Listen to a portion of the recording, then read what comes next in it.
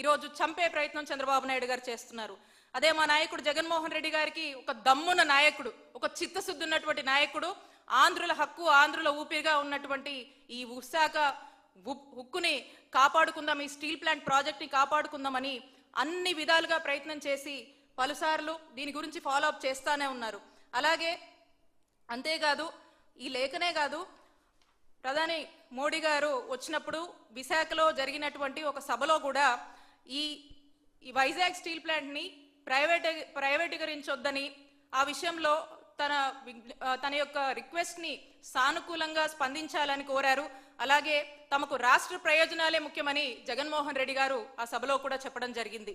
ఈ విధంగా జగన్మోహన్ రెడ్డి గారు సభలో కావచ్చు, అలాగే లెటర్లో కావచ్చు, పలుసార్లు ఫాలోఅప్ చేయడంలో కావచ్చు, నిజంగా విశాఖ స్టీల్ ప్లాంట్ ప్రాజెక్ట్కి న్యాయం చేయాలి, అక్కడున్నటువంటి కార్మికులకు న్యాయం చేయాలి, మీరల్లా చేయాల్సిందల్లా ఒక సొంత క్యాప్టివ్ ఐరన్ ఓర్ మైన్ మాకు ఇవ్వండి, సొంత మైన్ ఇవ్వండి, దానివల్ల ఇది బాగుపడుతుంది అని చెప్పి కూడా రాసినటువంటి పరిస్థితులు మనం చూసాము. ఇది మా నాయకుడు జగన్మోహన్ రెడ్డి గారికి విశాఖ స్టీల్ ప్లాంట్ యొక్క ప్రాజెక్ట్ పట్ల, అక్కడ ఉన్నటువంటి కార్మికుల పట్ల, సమస్యల పట్ల దాన్ని ఎట్టికేలకు కూడా చక్కగా ప్రభుత్వం సపోర్ట్ చేస్తూ నడిపించుకోవాలనేటువంటి ఒక ఉద్దేశంతో మరి చేసినటువంటి ప్రయత్నాలు.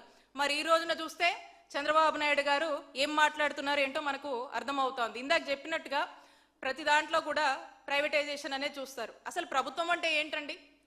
ఏ ప్రభుత్వం అయినా ఆ ప్రభుత్వం యొక్క బాధ్యత విద్య కావచ్చు, వైద్యం కావచ్చు, ప్రాజెక్టులు కావచ్చు, రైతులకు సంబంధించినటువంటి, రైతాంగానికి సంబంధించినటువంటి సమస్యలు కావచ్చు, అవన్నీ ప్రజలకు నచ్చినట్టుగా, ప్రజలకు కావాల్సిన విధంగా అందించేటువంటి అడ్మినిస్ట్రేషన్నే ఆ యొక్క ప్రభుత్వం యొక్క బాధ్యత.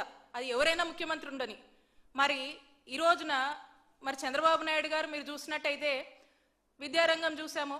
ఈరోజు ఏమవుతుంది?